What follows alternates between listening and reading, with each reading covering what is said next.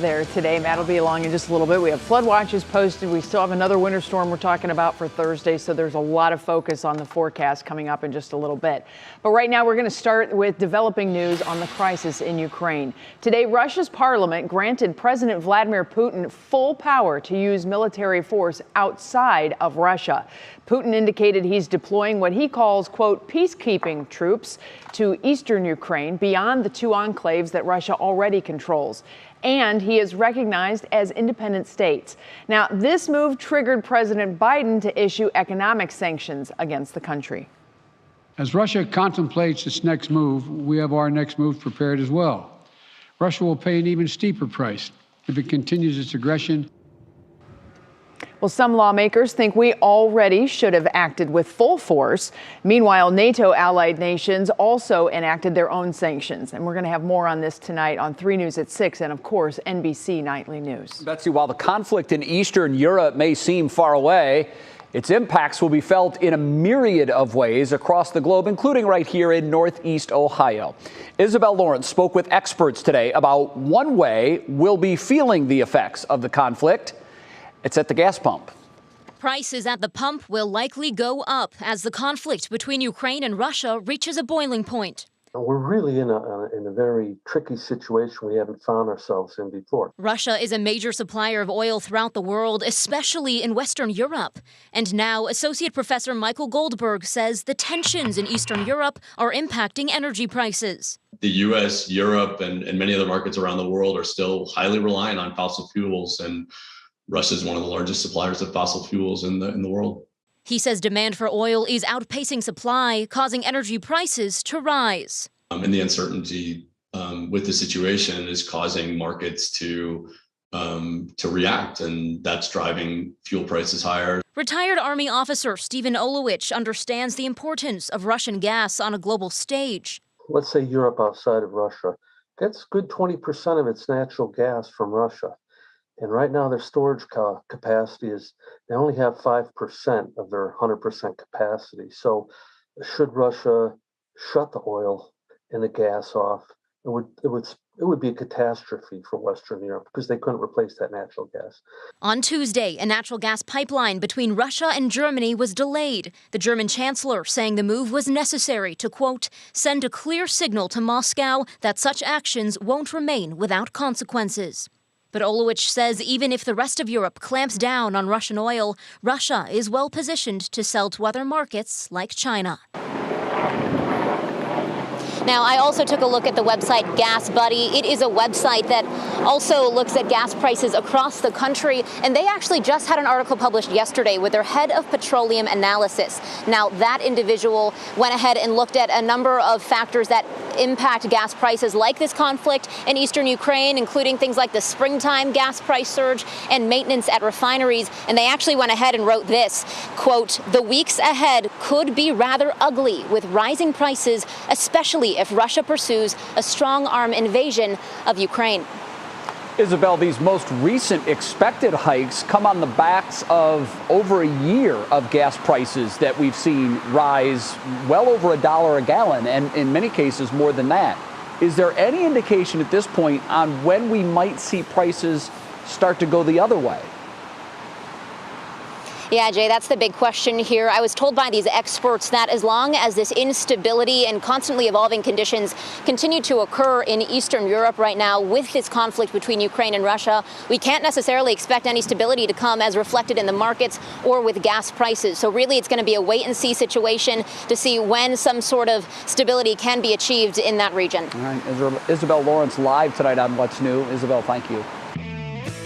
Well, now on your feet at 5, right here in the Buckeye State, Ohio's Redistricting Commission is on a tight deadline tonight. It has until tomorrow to tell the Ohio Supreme Court why it shouldn't be held in contempt of court for not meeting a deadline to fix the state's congressional redistricting maps. Manny Abraham has details on the fight and what's next. As time passes, there's uncertainty as to when we will see new district maps. Back in 2015, Ohio voters voted on new rules to draw updated legislative maps that do not unfairly benefit one party. That's where we are now as new maps are drawn out. But last week, the Ohio Redistricting Commission failed to meet a court-set deadline when it didn't submit new legislative maps. That's after the Ohio Supreme Court rejected proposed maps twice already for being gerrymandered in favor of Republicans. Today, the state's Redistricting Commission held a brief meeting to talk about plans to move forward. We have an obligation to follow the Constitution. We have an obligation to follow the court orders, the 2 court orders. And finally, we have an obligation to produce a map. Lawmakers have also failed to come up with new congressional maps, but are promising to get to that soon. Meetings are planned again tomorrow and Thursday. Political experts say the uncertainty surrounding the new redistricting maps puts the May 3rd primary in jeopardy, as candidates won't be sure as to which voters will be in their districts. And there's another element to this. Governor Mike DeWine is on the Ohio Redistricting Commission, and his son is on the Ohio Supreme Court. So some have pointed to a potential conflict of interest ahead of the commission's response on why it shouldn't be held in contempt of court for failing to meet that deadline last week. Betsy. Well, I have a feeling that'll be scrutinized very closely. Certainly something to keep an eye on. All right, Manny Abraham reporting live for us tonight. Thanks. Well, here's a question most Browns fans really don't want to answer, at least not right now. But the question is, has wide receiver Jarvis Landry played his final game as a member of the Cleveland Browns? It's a complicated issue because the 5-time Pro Bowler addressed his future on Twitter today, saying it's all in the Browns' hands. Landry missed 5 games last season due to injuries. He had been very healthy throughout the first 6 years of his career. Because he missed so many games, he had career lows in games, catches, yards, and touchdowns. The Browns are due to pay Landry close to $15 million for the final season of his contract, which is next season. But it is not guaranteed, and that means that the team could cut him with almost no hit against the salary cap. Now, in Landry's defense, I mentioned that he was banged up. He was really injured, and it happened early in the season, and it was a multitude of injuries. He did point out today on Twitter in his defense that he came back early. He wasn't fully healed, but he came back to try to help the team. He also mentioned that he gave all he had, which I think most Browns fans will tell you they could see that in his effort. The big question now is, can they cut him and use that money to upgrade the position of wide receiver, bring in another free agent, pay him top dollar, someone that maybe didn't have the injuries last year and is still in the big talent production cycle of his career? It's a tough decision that the Browns are going to have to make, but they also, Betsy, have to consider this. There's no more OBJ. So the team is very thin at wide receivers. Do you really want to let go of a guy that has had 5 Pro Bowl seasons and is still, I think, considered by most to have the ability to break games open? Well, and we always focus so much on the quarterbacks. Who's going to be the quarterback and all that stuff? We've been through a whole lot of wide receivers with this team, right? Too many. And so you kind of have to go, okay, is this really all quarterback issue, or is it just basically the entire offense and that throwing game or whatever it's called? Yeah, no, you're right. The passing game. And it is a big question. And I'm glad that the Browns management has to make that decision and not me, because I like OBJ. All right, excuse me. I like OBJ too, but I like Jarvis Landry. I think he played a huge role in helping to change the culture here from a losing culture to a winning culture. I, for one, would like to see him back fully healthy next year to see what he could do. I know what we can do to get people's minds off of this. What's that? How about an earworm? Listen. So cool, so fun. If you're not here, you're the only one. That is an earworm. You're going to be singing that all night now. Yeah, thank you for that. We have developments on the IX Center Indoor Amusement Park. It is not going to be returning this year. The new team in charge of the IX Center confirmed the decision to our Dave Chudowski in our Game Changers series this morning. Yeah, but that doesn't mean that it's gone forever. The team knows it's a fan favorite, but there's just not a spot for it right now. What that means moving forward, we'll have to wait and see. But it is a fan favorite. It is. People love it. I imagine those that are running it are looking at the practical sense of it and the dollars and cents of it to see whether or not it should continue. You know, the IX Center is 80 years old. Which, when I heard that earlier today, cool? I was like, it can't be that old. They built plane wings in there. It was a tank factory. Actually, Case Western Reserve University has a whole history of Cleveland. They have a great write-up on it. It's a fascinating building. Yeah. There are multiple levels. There's basements if you've been down in the car museum and all that stuff, and tunnels and all kinds of craziness. But, you know, what do they do with that building now? It's been changing ownership from time to time. And I think now, it's still a big question mark. We thought we had it solved, but I'll miss it if for no other reason the song. Oh, I'm sure the song can come back. Don't worry. We'll keep it on repeat for sure. Maybe we can pick the jingle up. All right, next up for us, it's Tech Tuesday, and there is a brand new immersive virtual reality experience right here in the CLE, and it's only one of 10 in the country, and we are live there with a first look. Guess who's there, by the way? Our tech guy. That Britney Spears is ready to tell all. And I know there's a lot of folks that are very interested in what she has to say. We have details on her book deal that's coming up in Pop Break. All right, so we do have this rain that is coming down. It's a little soggy and froggy out there, Matt. Yeah, it's soggy. IX Indoor Amusement Park would be a good place to be right now, indoors. Oh, too soon. The rain, I know, well, I didn't mean it like that. But we do have the rain outside. We've seen the bulk of the rain move through. That's the good news. Just scattered showers the rest of the evening. But we're talking a temperature drop later on tonight. And that temp drop's going to hit pretty quickly as we get into the daytime tomorrow. But we'll be in the 50s this evening. Get on out and enjoy it with your umbrella. We'll be back with that forecast after this.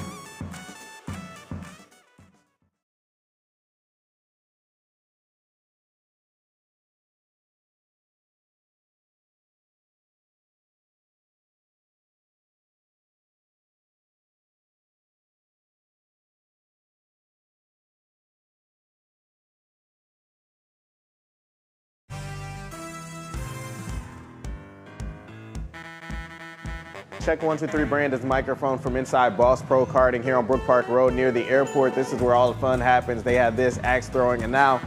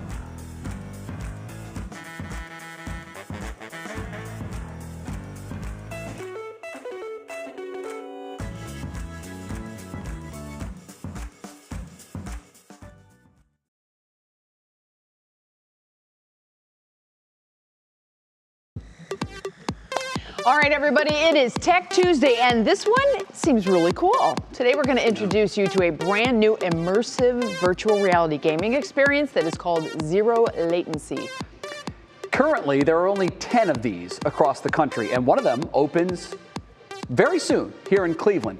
And Brandon Simmons, would there be anybody else that we could send to this? Brandon Simmons got to try it out today, and he says the experience is pretty amazing. we've all seen or played video games at some point in life, but this is a totally new experience where you truly are part of the game. Welcome to Boss VR Arena featuring zero latency technology. This is an entire 2,500 square foot addition for nothing but the VR arena. VR, of course, stands for virtual reality, but unlike conventional VR games, you're allowed to free roam in an open space with up to 8 people. And as the name suggests, there's zero latency, meaning no delay. Everyone active in a real-time virtual world. Co-owner Brad Copley couldn't wait to bring this tech to Cleveland. We have strived to bring adrenaline-filled group activities to Northeast Ohio. The go-karting and the axe throwing were our first 2 launches into Cleveland, and now, bringing this VR, it's a whole different dynamic. Each player is essentially wearing a computer on their back.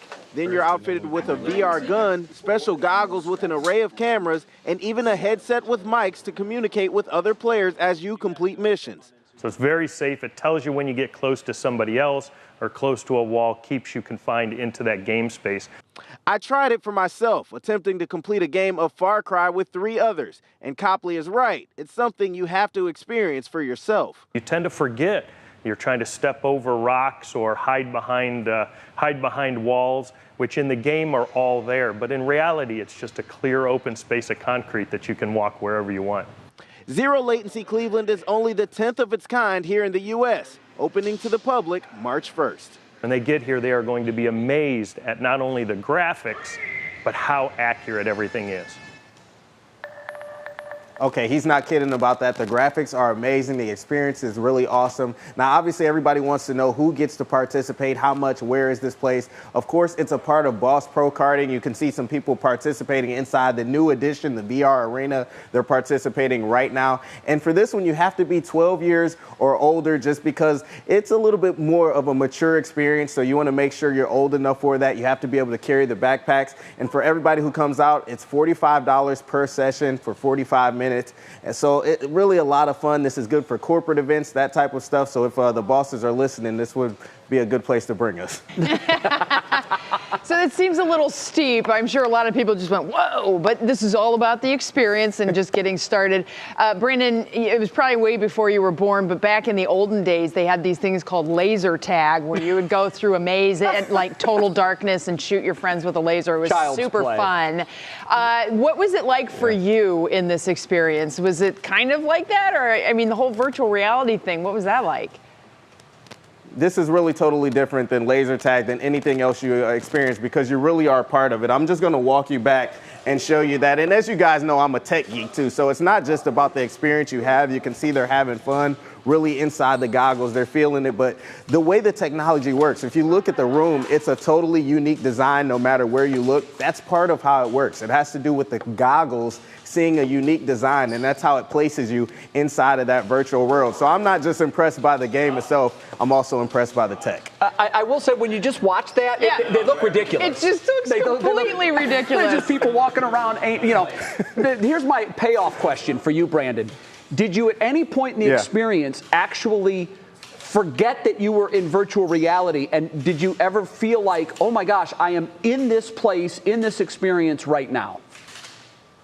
Yeah, you do. And I will be honest with you. I totally forgot at times that I was in the game. And so I thought about it beforehand. I was thinking, you know what? I'm going to walk around here. This is going to feel really stupid, as you just made it sound. But once you get into the game, you really do enjoy it. And I'm telling you, it's like nothing else that you've ever experienced. You really have to do it to make He's right behind you really you, have man. to do it to understand what it's like. Yeah, no, they're trying to shoot me now. Let me get out of here. Is anybody's game named Mandalorian? That's my big question, because this just seems like it's going to hit right in with the Star Wars crew. It's big time. Crazy. I love it. Really is. And I hope that's the only time I ever see someone walking around with any kind of a weapon aiming it at someone on a live shot. Brandon, get out of there. Get out of there. They're coming after you. Run while you can. I'm leaving. I'm in the danger zone. Okay, thank you. It looks fun, though. It does look fun. It'd be fun to put it into like a whole weather thing, too. I wonder if they have weather in the game, virtual reality and you can weather. run from lightning bolts and stuff. That sounds awful. Oh, geez. Run from the tornado.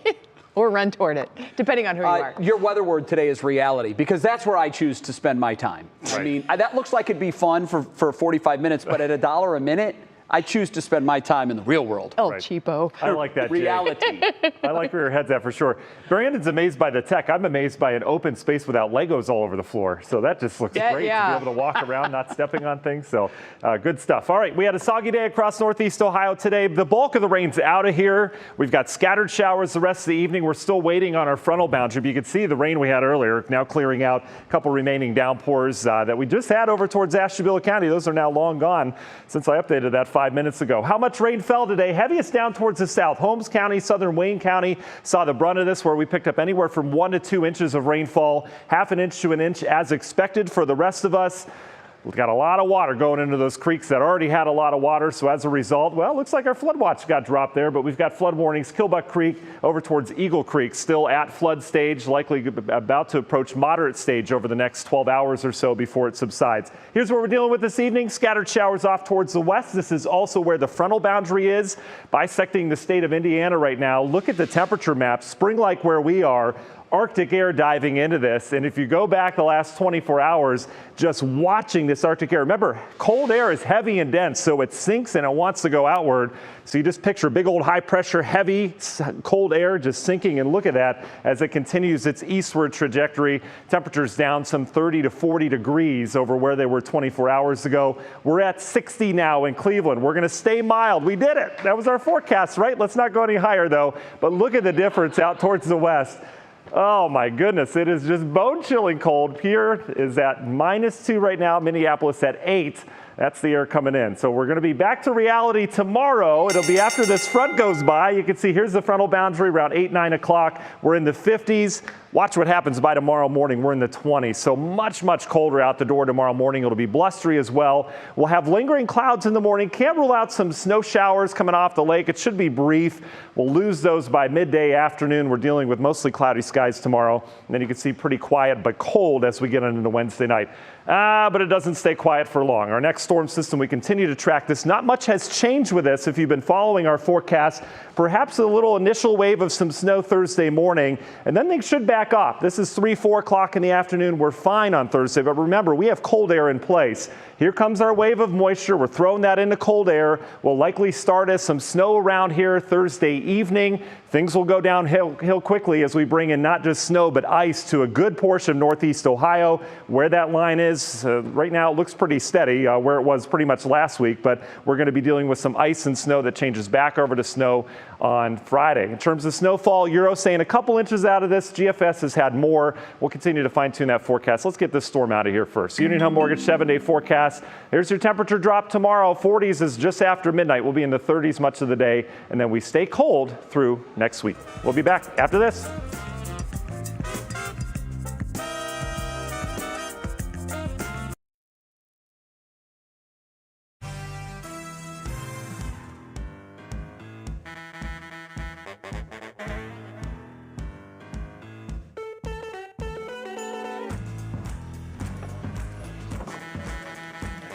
Hey Matt, did you look at our topics for today?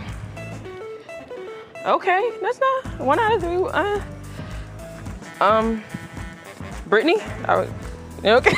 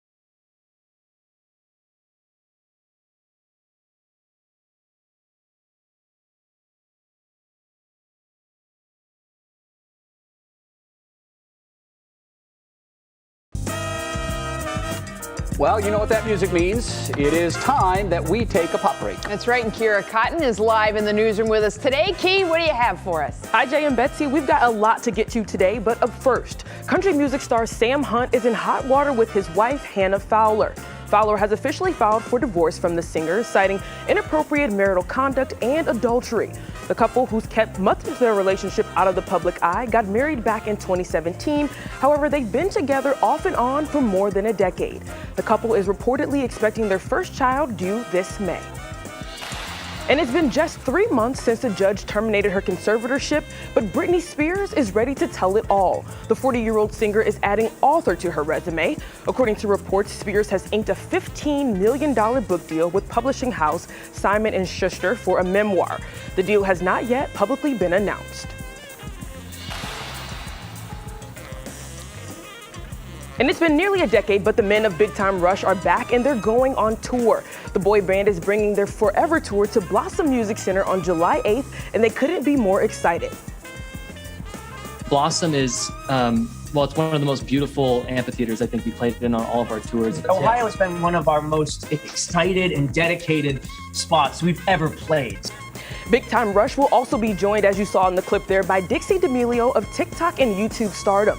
Tickets for the show go on sale to the general public this Friday at 11 a.m. And Jay and Betsy, in addition to the tour, Big Time Rush also has a new single coming out. It's called Not Giving Up on You, and it'll be out this Friday. All right. Very good. Keep an eye on that one for sure. Thanks, Key. Yeah, thanks, Key. Well, coming up for us on the next half hour of What's New, it's today's date. Have you seen it? It's 2/22/22 on a Tuesday. And our Mike Polk Jr. explains why we get all caught up with palindromes and the importance behind some of the numbers. And get ready to laugh. We're going to tell you about the two big comedians that are making their way to Cleveland and when they'll be here. And then it's all about being in the right place at the right time. How a series of events led one man to a local shop where volunteers helped save his life.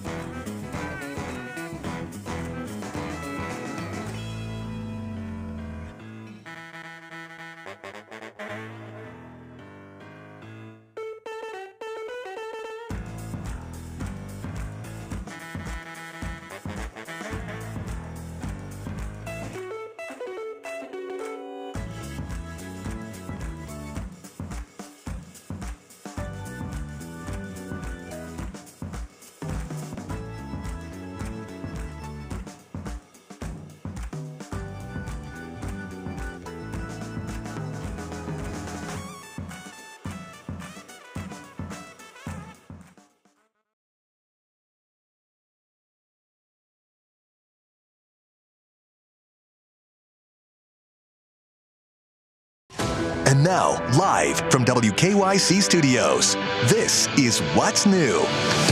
Now at 5:30, let's get you caught up on 3 things you need to know. Today, Russia's parliament granting President Vladimir Putin full power to use military force outside of Russia. This as President Biden announced economic sanctions against the country. He also said more U.S. troops will move into NATO countries near Russia. NATO allied nations have more than 100 jets on high alert and are enacting their own sanctions. Those international sanctions and the potential of war are rattling world markets and sending oil prices soaring. And those soaring oil prices will be felt here in the U.S. Russia is a member of OPEC and the world's third largest exporter of oil and gas. And the oil market prices are set globally, not locally. Gas Buddy says the national average could be $4 a gallon. California could reach as high as $5.50. A Northeast Ohio woman is speaking out about abuse she allegedly faced at the hands of priests and nuns at the old Parmadale orphanage. At a press conference today, Carolyn Mason alleged she faced emotional, physical, and sexual abuse during the almost 4 years she lived there. This was back in the 1960s. Mason says she's speaking out because she wants others who may have faced the same alleged abuse to report it to the police department instead of going to the church. We reached out for comment from those who used to run Parmadale, and they tell us they've hired an investigator to look into these allegations. And with that, we welcome you back into What's New. We're into the second half hour of the program now, along with Betsy Kling. I'm Jay Crawford. I have to say, and I'm stating the obvious, but man, did I love yesterday's weather so much more than today. I like the temperatures were fine today, but when the clouds are out and it's rainy, what a difference in your outlook. Yeah. Yesterday was sunny. Everybody was in a great mood. Bluebird skies are really welcome this time of the year, and then when it gets cloudy and we get our rain. But here's the thing to remember. Yeah? Rain showers bring Mayflowers. Well, eventually flowers. We're not going to lock it down to a month. No. Because we know how that's going to because sometimes last year it snowed in May. It could be Remember April. that? It could be March. That's true. It could be July. Yesterday did feel like spring with the warmer temps and the sunshine, but we're still 26 days away from the official start of my favorite season. And today's spring picture comes from Linda Weinbrandt Orzan, and I hope I pronounced that right. It's her friend's backyard. Beautiful there. And this is located in Shaker Heights. I like how she was honest about it. That's my friend's yard. Yeah, it's not mine. It's my friend's. That's nice. Well, we thank you for sharing that. Good and if on you have a beautiful spring picture, send it to our 3 News Facebook page. 3 News What's New. Please. Right? That's our group? Yeah. I always forget that. Yeah. 3 What's New. 3 What's New. Yeah, okay. Our producer's in our ear. All right, let's get on to the top talker now, because you have probably seen today's date all over social media. Today is 2/22/22, and it's on a Tuesday. So why are palindromes so fascinating to us? Well, you know who has a take? Mike Polk Jr. Here it comes. And there it is, folks. It is now 2:22 on Tuesday, 2/22/22, and that is a weird-looking time. And it just happened. Wow. I'll be honest, now that it's over, I don't feel like my life has really changed all that much. But then maybe my expectations were a bit high. After all, there's nothing particularly meaningful or historically remarkable about today. It is the birthday of George Washington and James Blunt, obviously both heroes. But for the most part, 2/22/22 is just a cool-looking date. You know, because all those twos. I mean, just look at them all. This date also reads the same backwards and forwards, so if you're someone who's really into palindromes, then this date I refer to is next level, has been on your radar for some time, and you're revved up redder than a race car engine. Madam, that's all I've got. So how are people commemorating this most super of all Tuesdays? Students and staff at Independence Primary School celebrated 2/22/22 by dressing in their best ties, tiaras, and tutus, while asking everyone to donate 2 canned food items to the St. Michael Independence Food Pantry. Way to get into the spirit, kids. Sorry. Many people consider this to be a lucky day, and particularly a charmed day to get married. The Akron Municipal Court performed off-site weddings today at the Hauer House Museum. 11 different couples decided to tie the knot and make 2/22/22 their hopefully lucky and, if nothing else, easy to remember wedding anniversary. Congratulations. I spoke with local astrologer Catherine Urban to find out if there's anything special about today's date according to the stars. There is something so satisfying about this date. And thinking about two and partnership, that is actually another common correspondence that we see with the number two according to tarot and numerology is partnering. Two inherently corresponds with duality, two sides or two different perspectives. We human beings have an enormous capacity to find meanings and connections in things. It's a legitimately useful survival tool that serves us well, but it also is something that is not easy to turn off, which is why when we see a wacky looking date like this one, our brains just assume that it must be consequential in some way. And if we can't figure out what that is, we'll just manufacture our own meaning for the occasion. Speaking of, did you know that in addition to it being 2/22/22 and Taco Tuesday, today is also National Margarita Day? I mean, come on, that can't just be a coincidence, right? I choose to interpret that as the universe telling me that I'm late for happy hour at Lucida's, so I must take my leave. But happy super duper Tuesday, everybody, and be safe out there tonight because the deuces are wild. This is Mike Polk for 2 + 2 - 1 News. Very cute. Yeah, I didn't know race car was a palindrome. That's one of the things that I learned. There was the actual discussion. Race car, that's a good one. And then you start looking at it, and you're like, well, my God, it is far a palindrome. too long to be a palindrome. That's probably one of the longest, at least the longest one I've ever seen. So Tuesday, 2/2/2/2. Yeah. And Margarita Day. That's a good combo right there. That is the perfect storm. That's the universe all coming together, telling us to have a good time. You should have Mexican food for dinner. Yeah, Taco Tuesday. Yeah. I mean, that's another good thing. So, that was a great story, Mike. Thank you very much. Awesome stuff. All right, here's the next big question. Jay is really on this one. Will he stay or will he go? Browns player Jarvis Landry's future with the team is questionable, and he took to social media to air his concerns, how fans are reacting ahead in clicking in Cleveland. But first, Matt's here. He's got our weather in a jiffy. Hi, Matt. Yeah, 2-2-2-2-2. Yeah, I get it. I still can't get over that floor is clean of Legos where Brandon was. In the virtual reality space, yeah. I'm sorry, I can't stop thinking about that. We all really enjoyed spring the last couple days. I think this is how we feel to the temperatures, which are going to last another 6 or 7 hours around here. Just got to hang on as long as we can. They'll be back, just not in our 7-day forecast. We've got that for you next.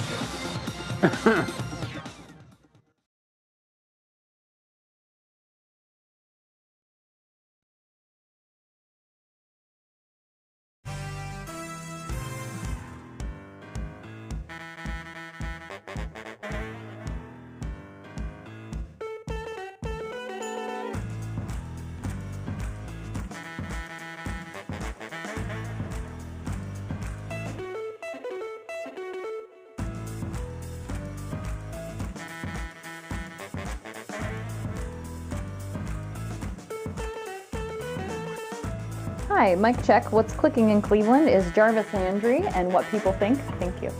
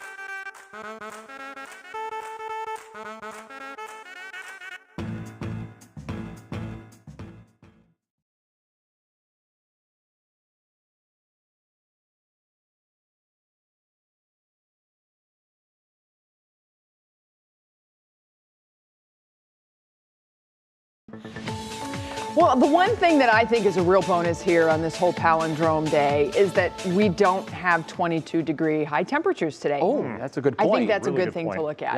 Yeah. That is a good point. Low temperatures, on the other hand. Yeah. No, we won't get down to 22. Not today, I hope not. Well, it's going to be close, Jay. But, let's focus on the interim, shall we? It's really nice outside. Hey, look over here. It's nice. Yeah, squirrel.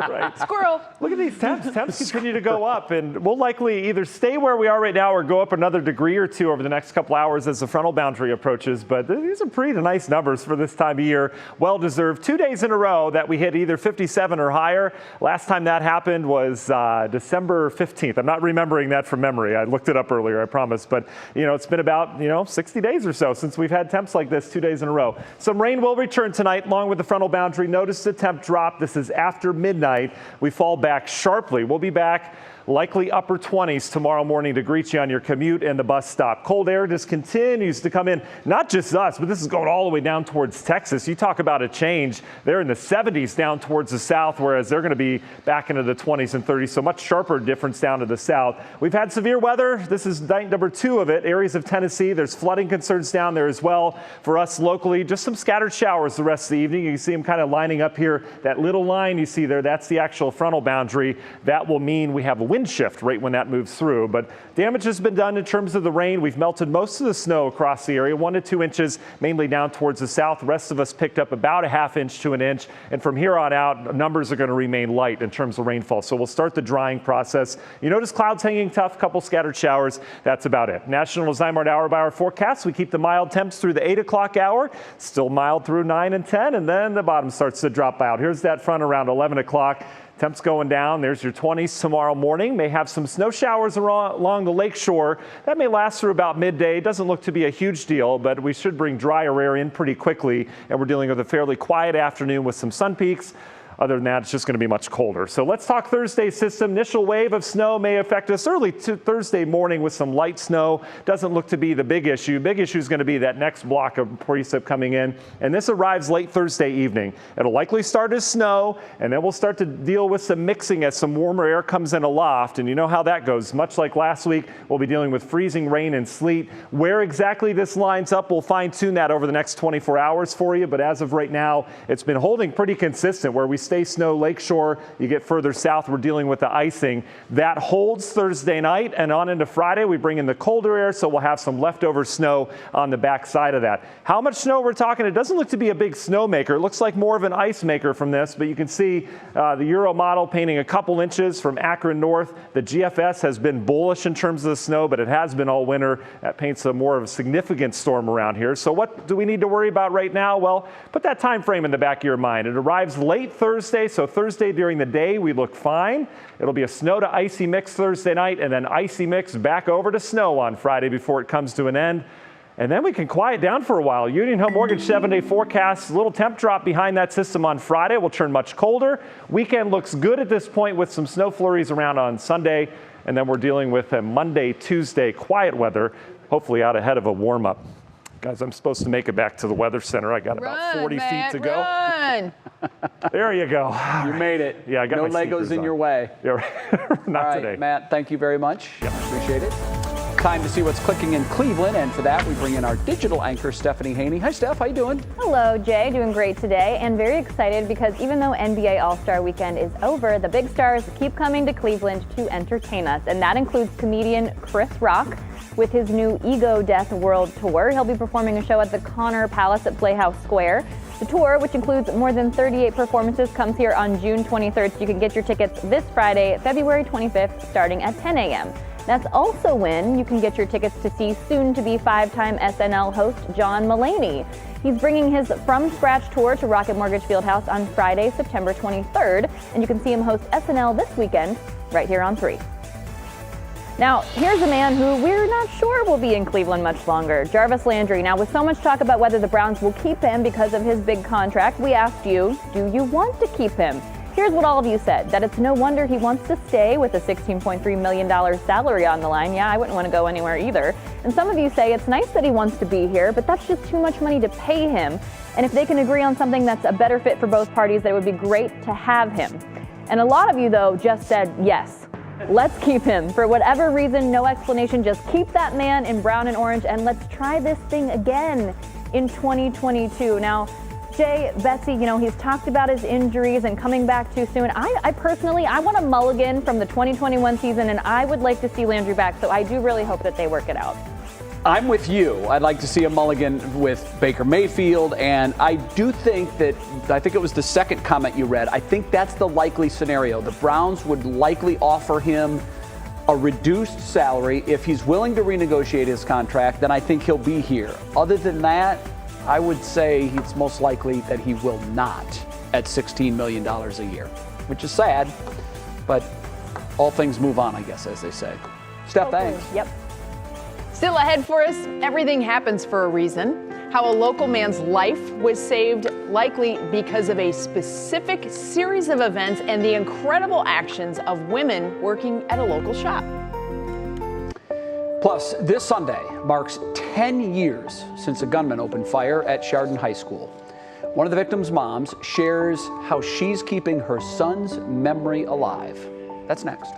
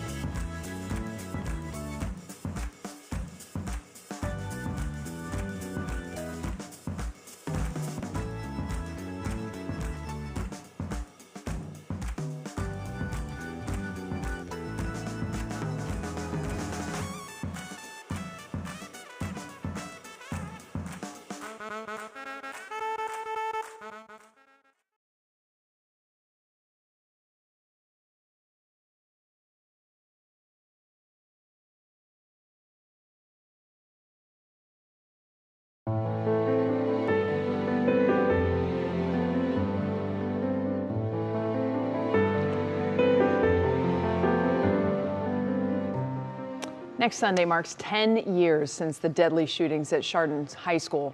And all week we're looking back at those painful days and the strength of a community that came together. Tonight, Russ Mitchell shares the story of a mother and family who lived through the unimaginable and are honoring the legacy of a young man lost too soon by helping others. My husband, Dominic, Jenna, and then we were holding pictures of Danny. It's February, and Dina Parmadale and her family are getting ready for an annual event to remember and make sure others don't forget. The Danny Parmadale Scholarship Memorial Fundraiser. I think a lot of people would say that, wow, it doesn't seem like 10 years, but very few people are as close to this as you are. Does it seem like 10 years? No, and you know what I've said to a lot of people? I say it all the time.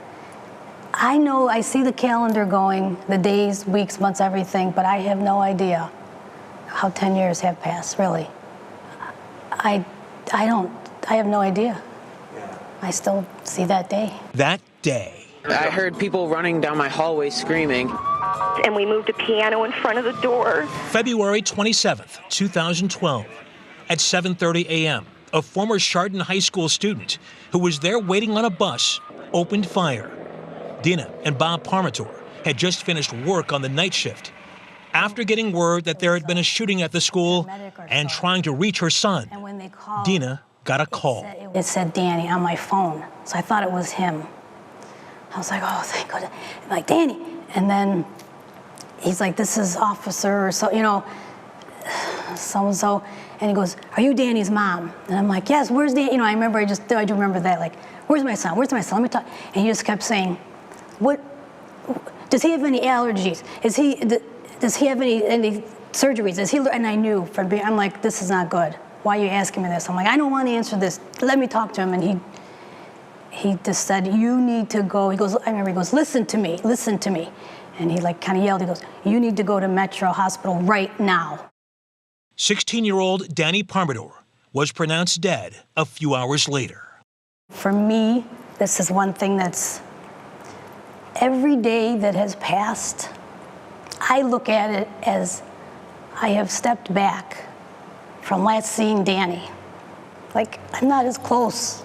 It's just the way I look at it. Like, that's how I feel. Like, time's going by, and that's sad because it's that much further that I have been with him. I mean, I'm never going to forget, but I don't want to, the touch of him, the smell, those kind of things. It's just further that is gone, but I don't want it to be gone, Dina says the scholarship fund is one way to keep Danny's memory alive. In the last decade, the family has raised through donations almost $250,000 for students who want to study for careers in computer-related professions, a field Danny wanted to pursue. I always look for a little bit of Danny in some of these students, and I found it. What was Danny like? Oh, he was so good, such a good boy. He was so calm and just like even keel with the flow. Nothing bothered him. He got along with everybody. I mean, every day just because he's not here, I'm not gonna, like some people, they think, oh, their kid needs new shoes or this, like, just because he's not here, that doesn't mean I'm not. I'm still, the last thing I think of, the first thing is him. We say their names, those killed that day: Danny Parmadale, Demetrius Hewlin, and Russell King Jr. 3 were wounded: Nick Walzak, Nate Mueller, and Joy Rickers. Tonight at 6, we'll take another look at the Danny Parmadale Memorial Scholarship Fund and meet some recipients who say they are living Danny's dream. For more on this fund and this year's events, go to WKYC.com. We'll be right back.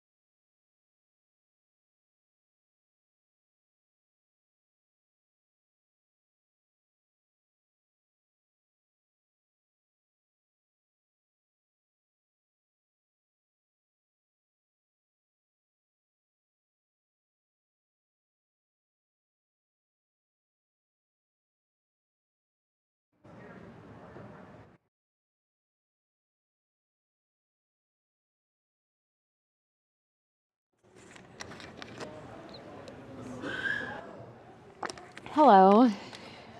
Mic check 1 2 3. Mic check 1 2 3. Thank you. Hello, Manny Abraham here in studio talking about redistricting. Hello, how are you?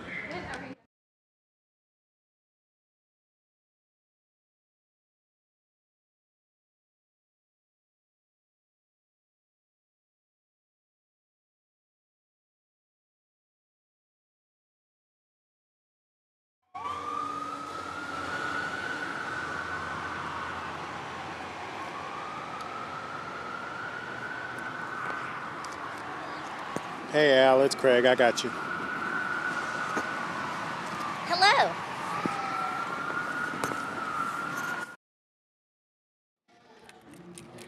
Testing 1, 2, 3, 4, 5, 6, 7, 8, 9, 10. Hello, hello.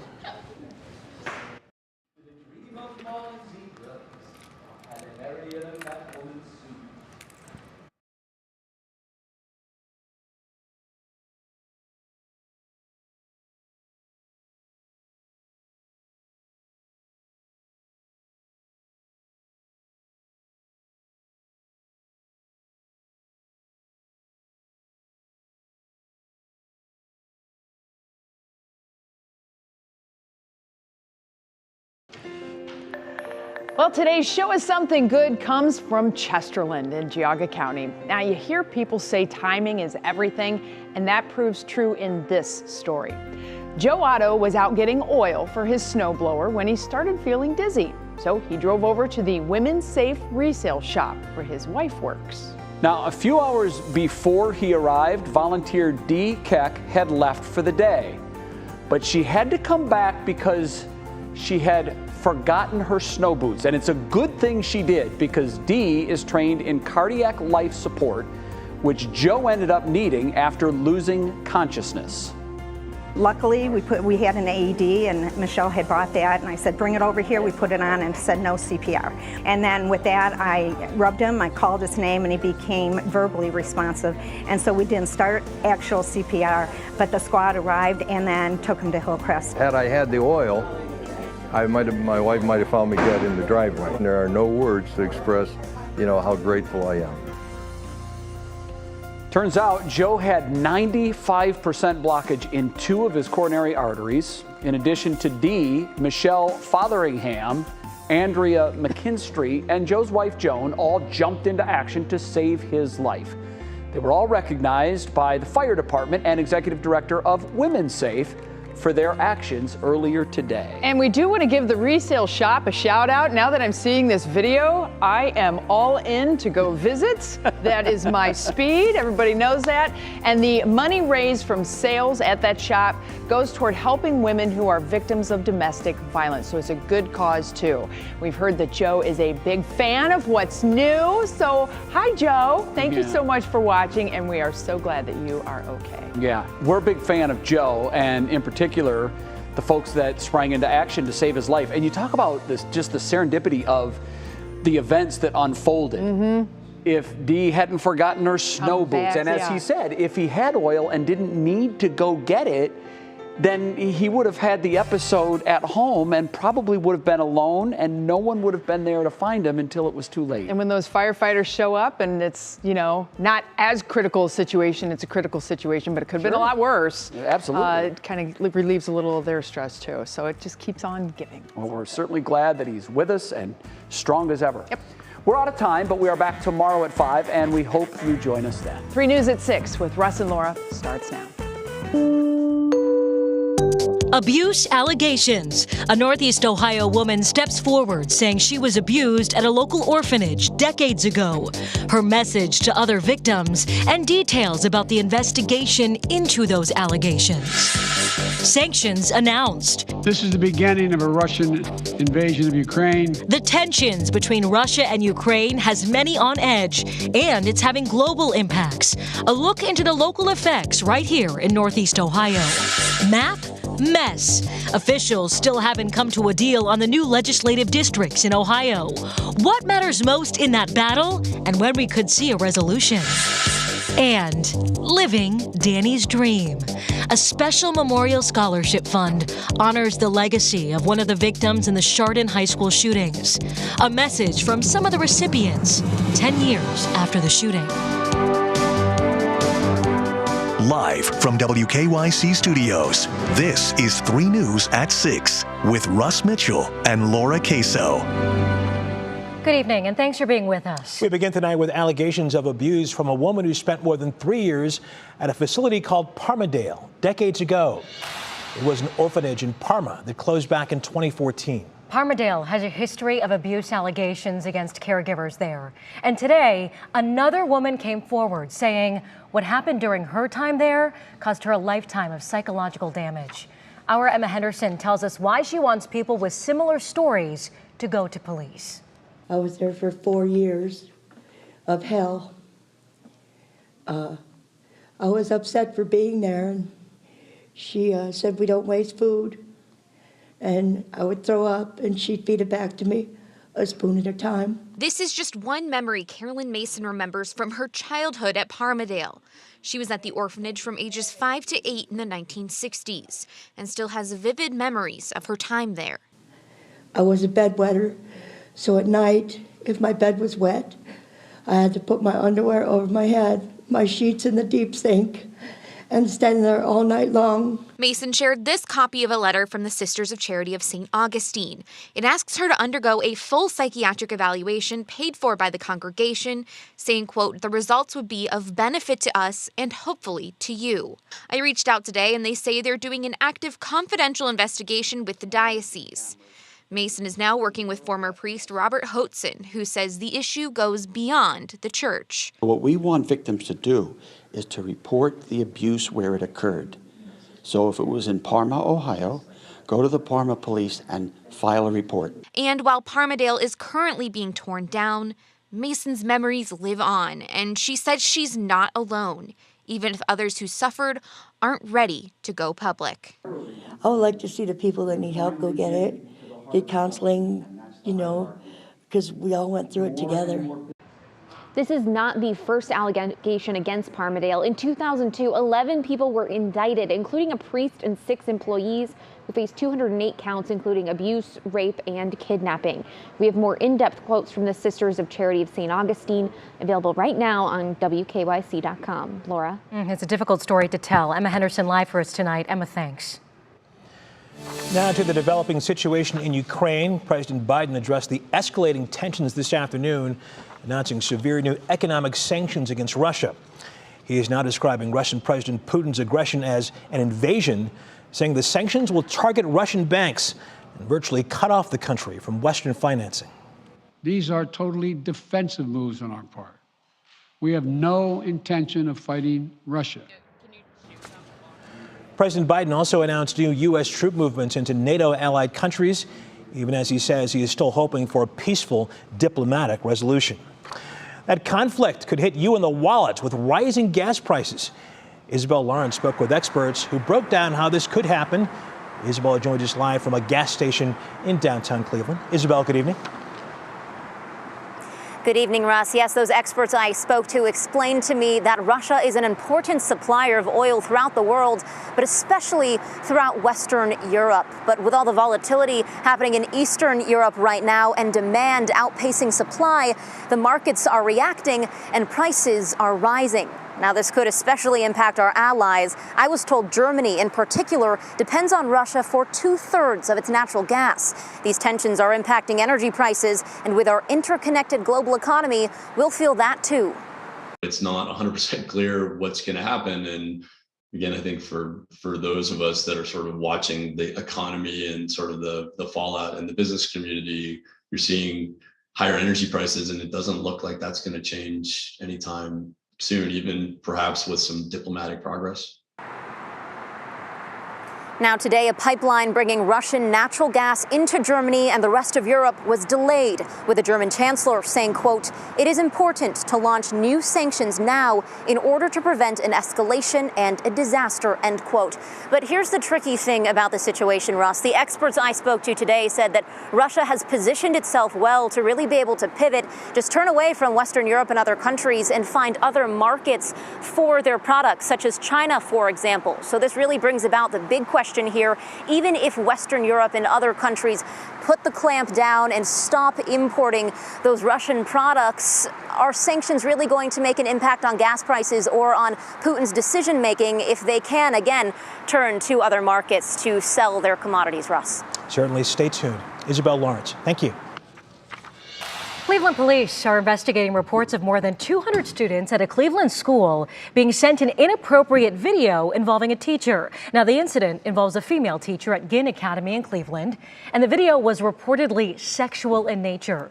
3 News obtained the police report today. It says the video was sent out earlier this month through iPhone airdrop to those students, and that the teacher heard rumors that the video on her personal cell phone was shared. She told police she didn't share it. The school released a statement today saying, in part, the teacher is on leave while officials investigate. The 3 men convicted of killing Ahmaud Arbery have now been found guilty of federal hate crimes. A federal jury in Georgia today found that father and son, Greg and Travis McMichael, and their neighbor, William Roddy Bryan, violated Arbery's civil rights. His reaction from Arbery's family. I want to first say thank you to everyone who stood by us for this fight for justice for Ahmaud. It's been a very long, stressful fight. Because Ahmaud was a kid you can't place. Because the heart he had, that will be missed by him. Tomorrow marks 2 years since Arbery's death. He was shot while running in a Georgia neighborhood. The U.S. Supreme Court today rejected a request from President Trump to keep documents from the House committee investigating the January 6th insurrection. This brings a formal conclusion to Trump's court battles to keep those documents secret. Ohio's Redistricting Commission has less than 24 hours to tell the Supreme Court why it should not be held in contempt after it failed to meet a court-set deadline for fixing the legislative maps. Our Amani Abraham tells us what's next in this fight over redistricting.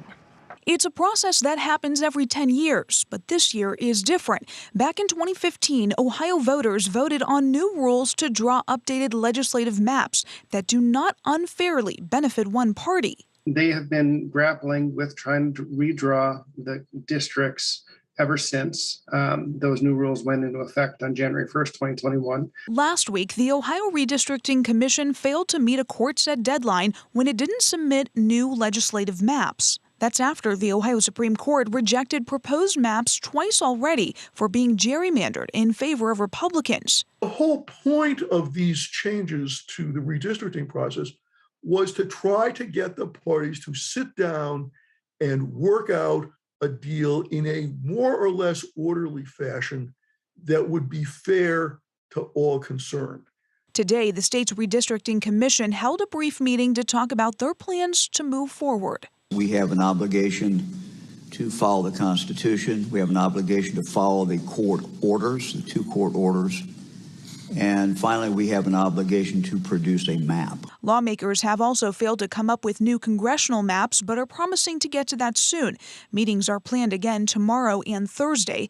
Political experts say the uncertainty surrounding the new redistricting maps puts the May 3rd primary in jeopardy, as candidates won't be sure as to which voters will be in their districts.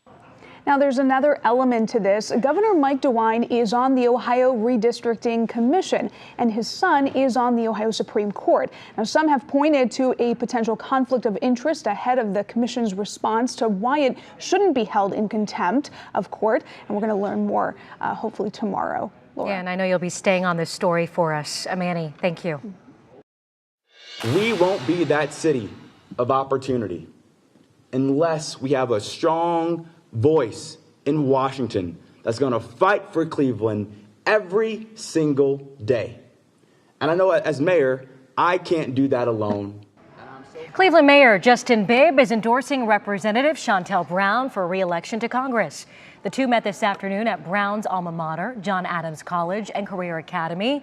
Speaking to current students, Ohio's next primary election is May 3rd.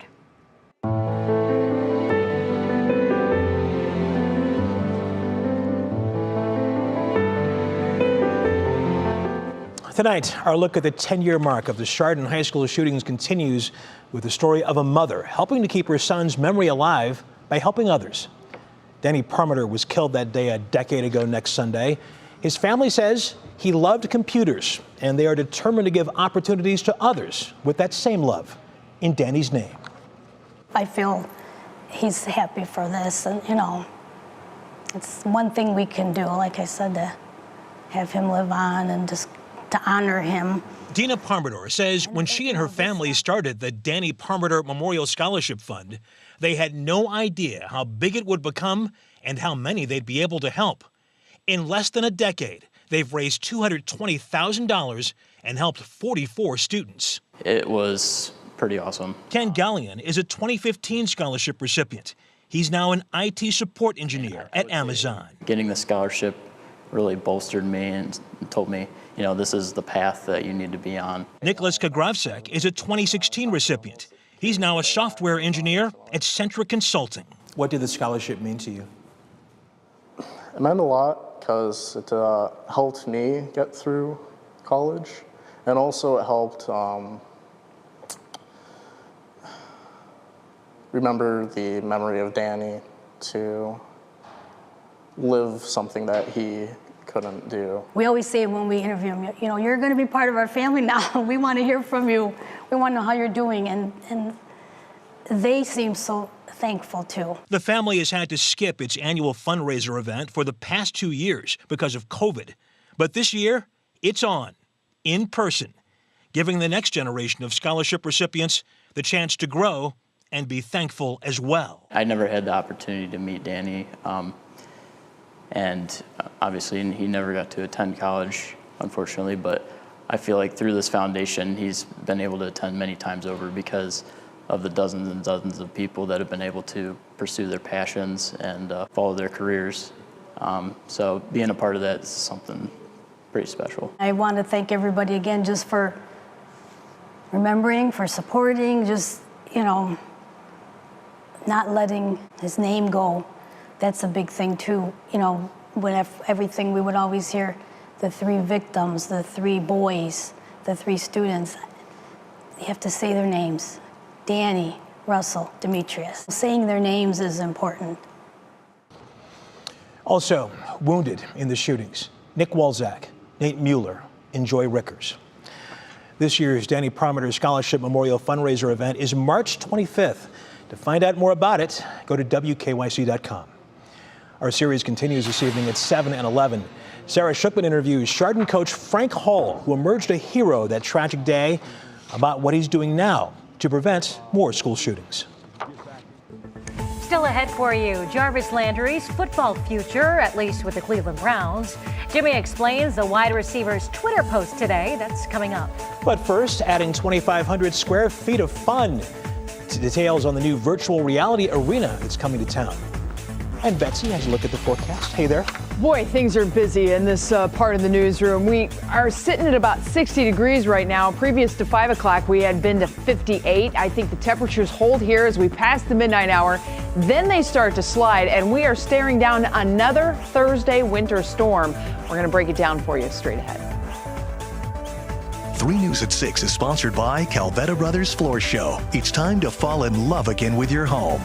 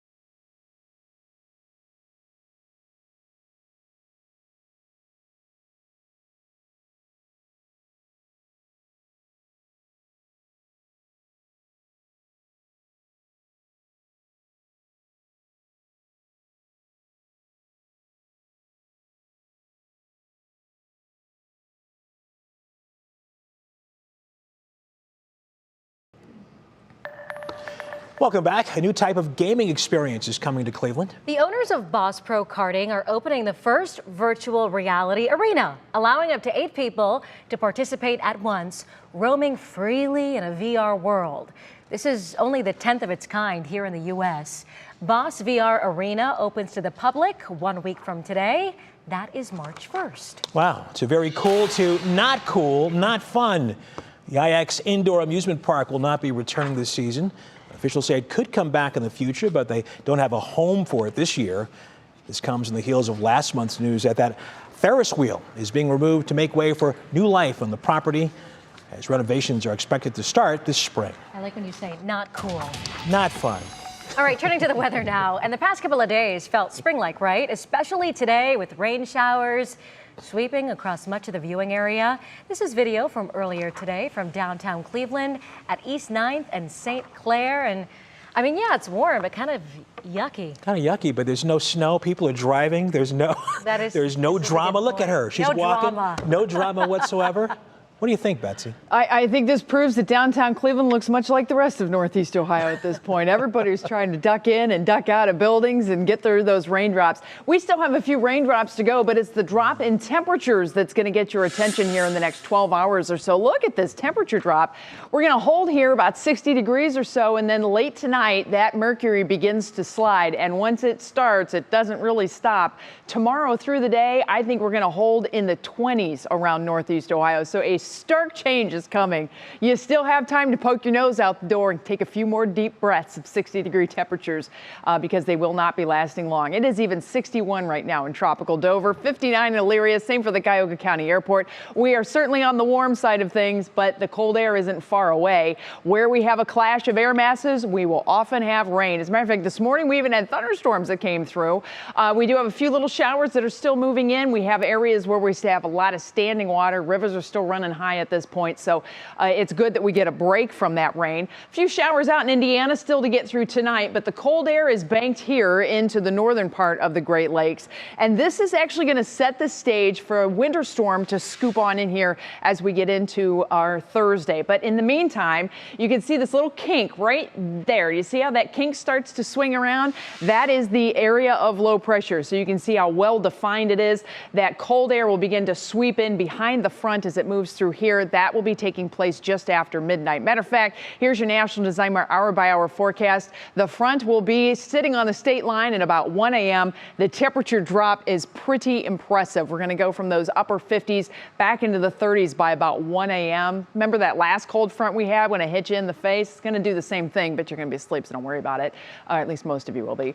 Mostly cloudy skies tomorrow morning. Few random snow showers are even going to greet you as you step out the door. Isn't that great? And please do know that all this wet water, the wet surfaces, all the water that's standing around, as the temperatures drop, we could have slick spots tomorrow morning, especially steps, decks, porches, driveways and sidewalks. Parking lots, the same story. So make sure it's treated if you have any kind of insurance woes or anything like that to think about. By 6 p.m. then I think we may even get some peaks of sun in here. The damage will have already been done and the temperatures are in the 20s. So let's pick it up Wednesday morning at 7 a.m. Cold air is in place. Here comes a big surge of moisture. Yesterday it looked like we were going to get whacked with snow early Thursday. Now it looks like that chance stays south. Don't breathe a sigh of relief just yet, because there's a whole nother round coming later in the day. That one looks much more potent, and dependent upon how this tracks, and we are right on the line yet again for where we're either going to have snow or the ice mix or just rain. As of right now, some models bring this farther north and paint all of Northeast Ohio with ice. Some models take it farther south, give us a decent amount of snow. This is still very much TBD, but on the backside of it by Friday, we are feeling the chill. So for Thursday, we're watching snow to ice mix to snow late Thursday into Friday. Snow Thursday evening, ice mix overnight, back to snow on Friday. Snow accumulations will be heaviest north of the ice mix axis. So we're watching that line, and the ice mix is going to result in another coating across the area. Please keep a close eye on that one. We certainly are. Here's your Union Home Mortgage forecast. Temps are going to drop on Wednesday. We're low 30s on Thursday. That ice mix changes to snow early Friday, and we stay chilly as we head through the weekend and start off next week. Jimmy has an update on sports coming at you next.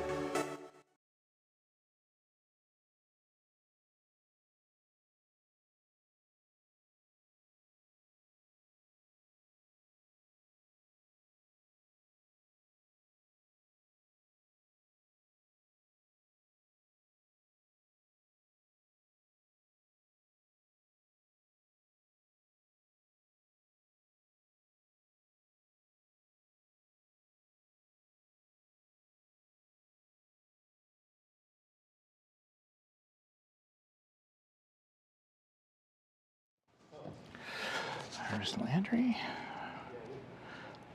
1, 2, 3, 4, 5. 1, 2, 3, 4, 5.